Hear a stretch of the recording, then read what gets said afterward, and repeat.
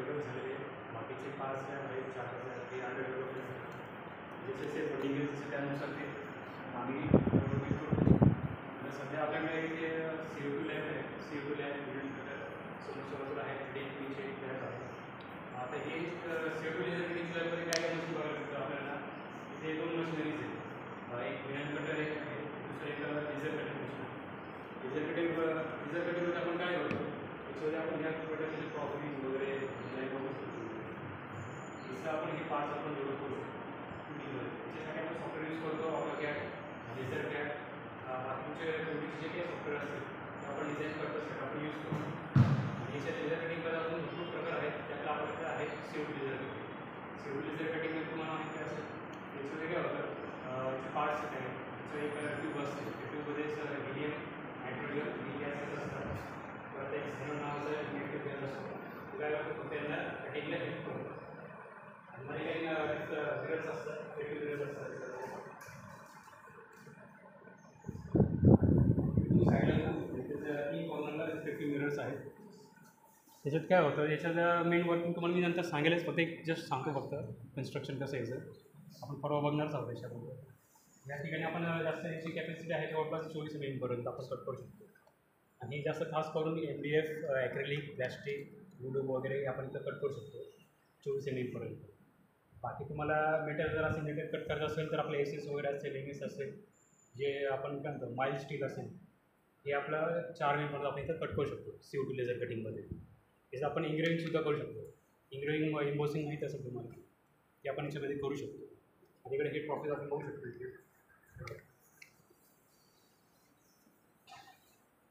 आता हे ट्रॉफीज आहे आता हे जे कट दिसतात याला इथे काय आलं कटिंग झाले आणि आपण जे नेम्स आपण प्रिंट केलेले इंग्रेविंग आहे याला म्हणतं इंग्रेविंग. आपण अशा ट्रॉफीज बनवण्यासाठी किंवा असे लॅब्स आहे तुमच्यासारखे आपले स्टुडंट्स आहेत त्यांनी हे सगळं डेव्हलप केलेलं आहे आता प्रोजेक्टमध्ये. त्यांना आम्ही कन्सेप्ट करण्यासाठी आपण असे ट्रॉफीज इथे आम्ही दोन्ही मशीन वापरलेले एक CO2 लेझर कटिंग हे ट्रॉफीचा शेप वगैरे कट करण्यासाठी. दुसरं हे जे पेपर आहे त्याच्यासाठी आपण काय वापरलेलं आहे यूपीएस मशीन वापरलेली आहे.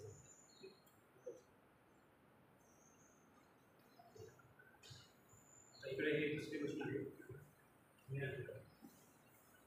ही जी विनॅन कटर मशीन आहे त्याच्यामध्ये 2 प्रकार असतात. एक असतो विनॅन कटर आणि दुसरा असतो विनॅन प्लॉटर. विनॅन प्लॉटरमध्ये काय असतं तुम्ही फक्त प्रिंट करू शकता तुमचं जे काही पेपर असतं त्याच्यात कोणती पण डिझाईन असेल तुमची ड्रॉईंग असेल तुम्ही त्याच्यामध्ये प्रिंट करू शकता. पण आपल्याकडे आहे कटर त्याच्यात तुम्ही फक्त ट्यूब बदलू शकता. हा जो आहे निडल काय करते ते कट करायचा प्रयत्न करतो. निडलच्या वेळी तुम्ही जर प्रिंटर वापरलं तर तुम्हाला प्लॉटिंगसुद्धा करून देईल म्हणजे काय तुमची ड्रॉईंग असेल ती प्रिंट करून देईल. आलं लक्षात. त्याच्यामध्ये आपण काय करू शकतो बघा अशी नेम प्लेट करू शकतो. लहान गली पाहिजे असेल बघा आपलं बायसायकल असेल गाडी असेल त्याला आपण रेडियमचे आपल्याला नाव वगैरे लावायचं नंबर प्लेट असतं आपली ते सेम वर्क आपण याच्यामध्ये करू शकतो. इकडे बाकी अजून आहे आपल्याकडे ही व्हेकल आहे वेगळे व्हेकल.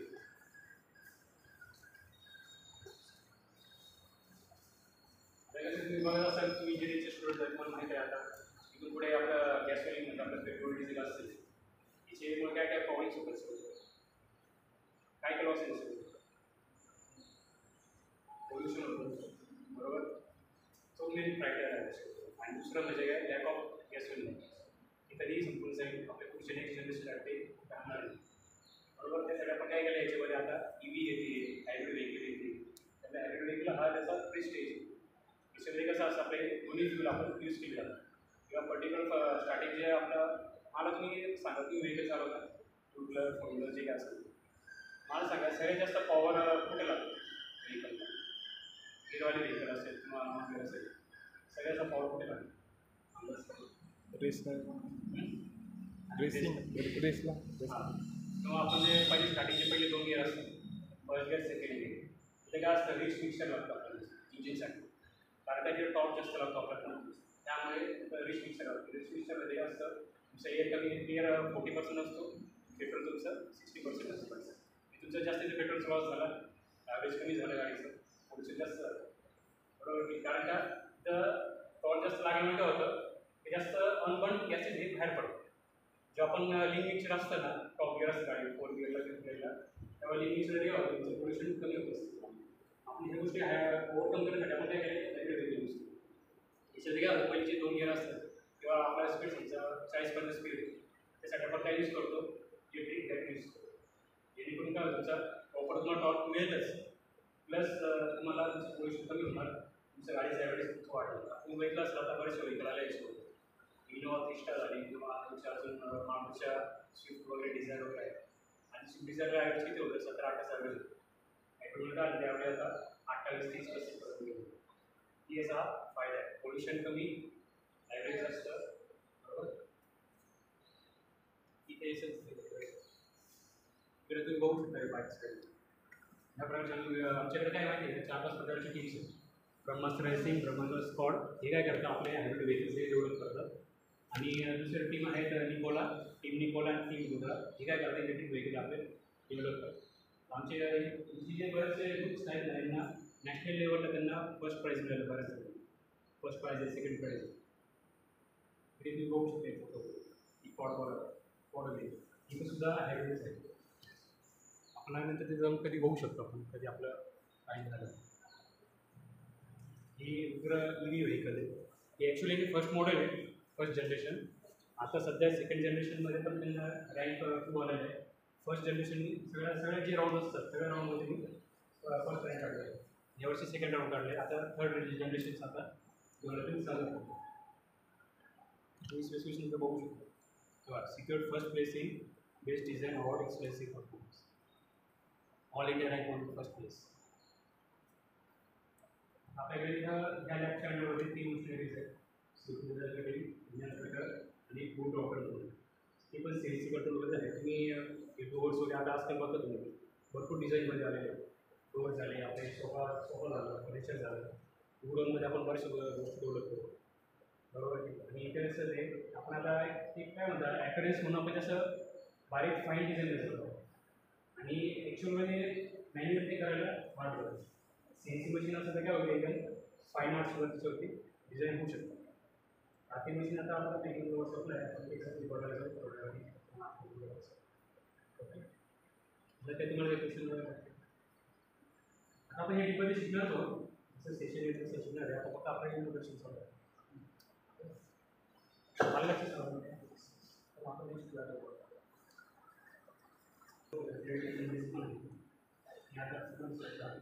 आणि आपण काय केलं पाहिजे, प्रथम म्हणजे काय आपल्याला तुमच्यासारखे स्टुडंट्सनी डेव्हलप केलं मशीन म्हणून आपण त्यांना जास्त पडतं. आपण क्रेडिट कंपनीसुद्धा घेतलं असतं, सुद्धा घेतलं असतं, ते आपण घेणारच आहेत किंवा त्यांच्याकडे सुद्धा आहे. प्रथमचं काय घेतलं होतं, स्टुडंटनी डेव्हलप केलं, त्यांना आपण थोडं इंटरेस्ट होतं, बरोबर. याची साईज आहे 500 mm by 500 mm, length and width, XY axis आणि Z ॲक्सेसचा 550 mm आहे हाईट त्याची. आणि याच्यामध्ये आपण सध्या 2 प्रकारचे मटेरियल यूज करतो, ABS आणि PA.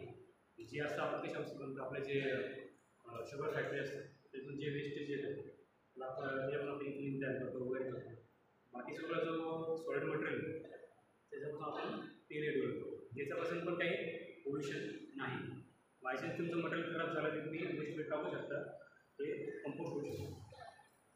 या ठिकाणी जर प्लॅस्टिक असतं काय झालं असतं, ते कोणाही जगात सगळ्यात शेवटपर्यंत एकच होतं प्लॅस्टिक. याचे अजून बरेचसे मॉडेल्स मुलांनी डेव्हलप केलेले आपल्याकडे सर्व ब्रांचमध्ये डेव्हलप करण्यासाठी.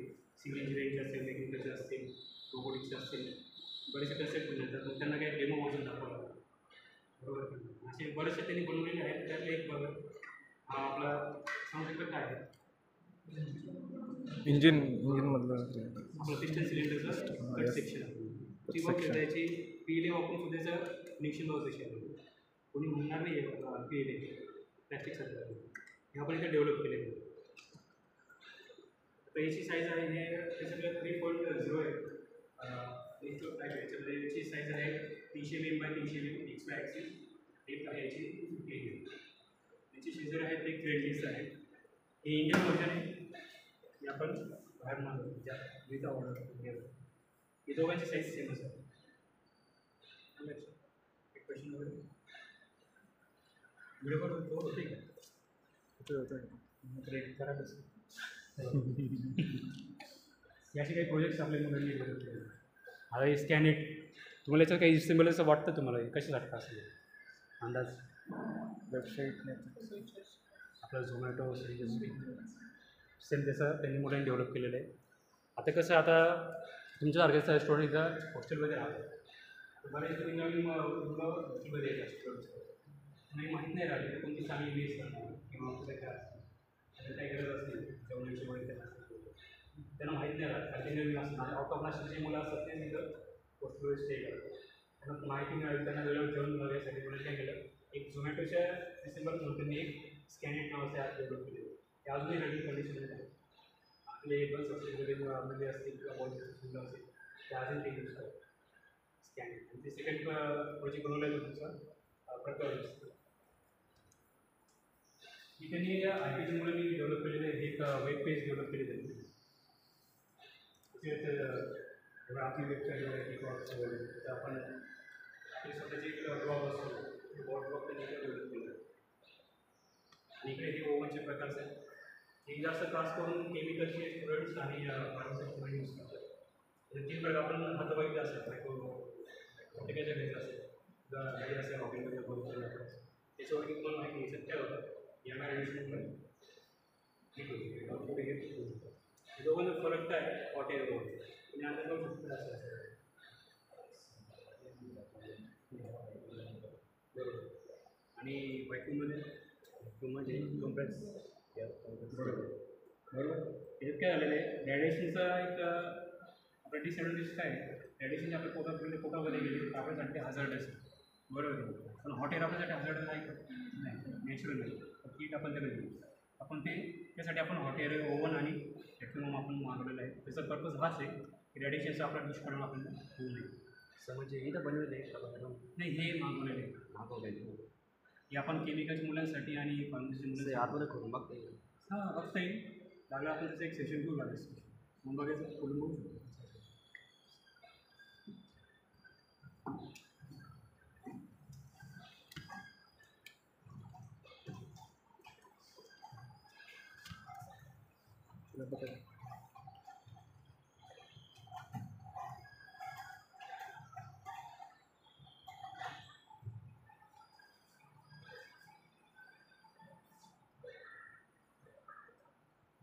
आणि याच्यामध्ये काय होतं हॉट एअरमध्ये व्हॅक्यूममध्ये कसं आहे मी विदाऊट ऑइल ती फूड हे कुक करू शकतो. बरेच जण आता डाएट फॉलो करणारे मुलं आलेले असतात म्हणजे त्यांच्यासाठी विदाऊट ऑइल कुक करू शकतो. आपला कसं स्कूल पर्पज आहे कॉलेज पर्पज आहे केमिकलच्या काही मुलांना लॅबोरेटरीमध्ये काही डेव्हलपमेंट करायचं असेल काही रिसर्च करायचं असेल त्यासाठी आपण हे मागवलेलं आहे.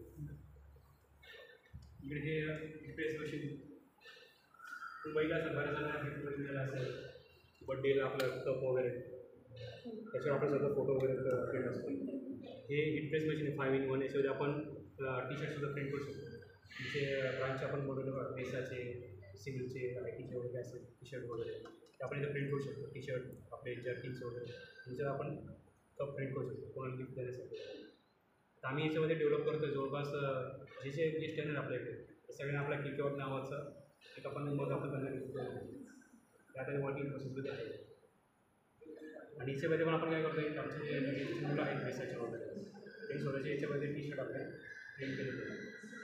आणि आपल्याला जे मुलांना सहसा जेवढं आपल्याला इन हाऊसच करायचं मुलांना बाहेर जाऊन द्यायचंच नाही त्या असं ते करायचं. आणि तुम्हाला वाटलं तर मुलं हे याच्या रिसबरोबर काहीतरी करू शकतात डेव्हलप करू शकतात त्याच्या अजून काही इनोव्हेशन करता येईल जे मटेरियल आहे त्याचं काय इनोव्हेशन करता येईल मुलं याच्यामध्ये प्रोजेक्ट डेव्हलप करतात. आता आमचे बरेच मुलं आता एक इंडिपेंडंट डेव्हलप करत असतात ते अंडर प्रोसेस बहुतेक आता ह्या वर्षी ते होईल त्याचा आमचा काहीतरी डेव्हलप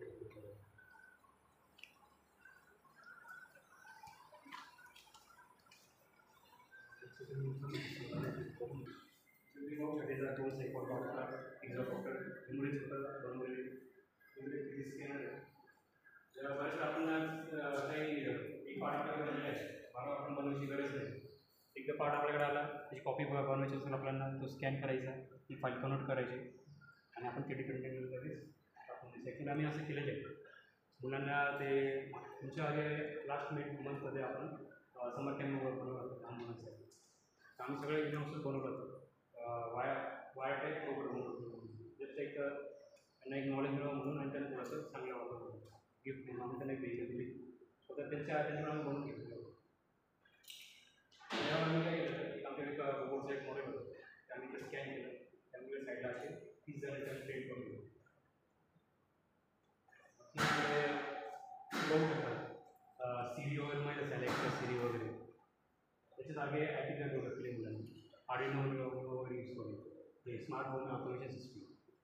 आता तुम्हाला माहिती आहे आता पुढची जनरेशन काय असणार आहे, IoT इंटरनेट ऑफ थिंग्स, त्याच्या अंडर हा प्रोजेक्ट आहे. आणि हा सेकंड प्रोजेक्ट हा नॅशनल लेवलला गेलेला आहे. आपले सियाचिन बॉर्डरवरती आपले जवान असतात, त्यांना तिथं तुम्हाला -40°C टेम्परेचर असतं, त्या ठिकाणी त्यांना काम करण्यासाठी आपण असं जॅकेट डेव्हलप केलं. त्याच्यामध्ये